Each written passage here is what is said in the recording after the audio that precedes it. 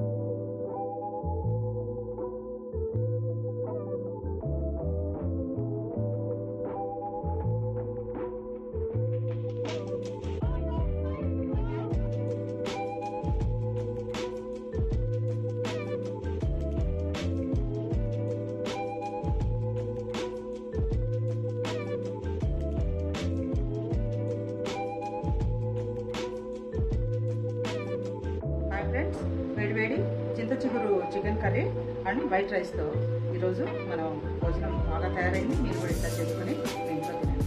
Thank you for watching. Please subscribe, share and comment. Thank you.